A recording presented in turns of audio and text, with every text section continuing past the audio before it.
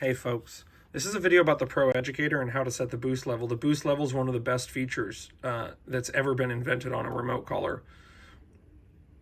And for a lot of owners, they really struggle turning the dial up on these remote collars. It's really hard. For many dog trainers, even it's hard, and they may not even really know themselves that being able to turn this number up and down and adjust it, especially when it comes to correcting the dog, is invaluable.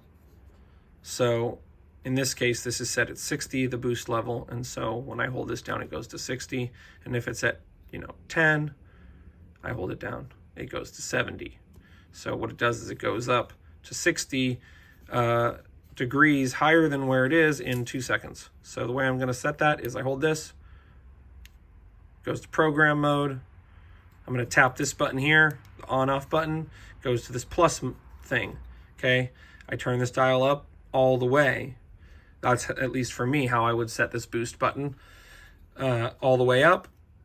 And then I'm going to hit this button here, off again. Wait, no, I'm going to hit this button.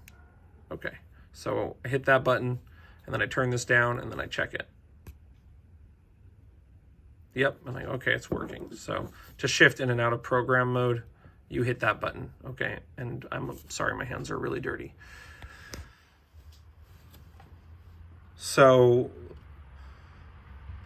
how I'm going to use this is for like digging, charging at a fence, like something where the dog, it's going to be really easy for them to understand how to stop doing it. And it's going to be pretty cognitively easy for them to understand how to make the discomfort go away. What am I trying to say? Like, if a dog's in a dog fight, for example, and then I just like shock them at a really high level, they may not know that they're being shocked. They may think it's the dog biting them, okay? Or like if they're chasing after a car and I shock them, like it could make them chase the car harder. Like they could be like, oh my gosh, I gotta really run faster and catch up to this car. But if the dog's like digging a hole or something, like they're not gonna like dig harder if I, punish them. They're gonna stop. And I'm gonna hold down the button until not only do they stop, but they move in the opposite direction. So if they're digging, I want them to not just stop digging, but like back up from the hole. If they're jumping on a fence, I don't want them to just like stop jumping on the fence. I want them to back away from the fence. If they're trying to eat my chicken off the table, I want them to walk away from the table.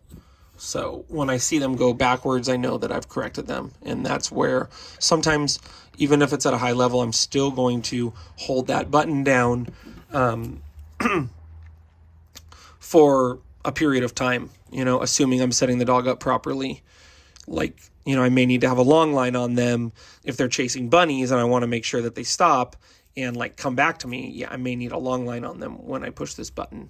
Or if they go to run out of the car and I really want to stop them from doing that, I may need to tie them back with something, like a leash, so that if I punish them with this, they're not going to like jump out of the car and then get confused, but they're going to know, oh yeah, go back into the car. That's how you make this thing stop. Well, I shouldn't say that. That's not how you make this thing stop. That's how you avoid this in the future. That's how you avoid this consequence in the future. I'm talking about punishing the dog. I am not talking about negative reinforcement, which stops when the dog stops the behavior. I'm going to use this boost button for punishment. Okay, so that's it. That's how you set up the remote boost level. Okay, folks, have a nice night.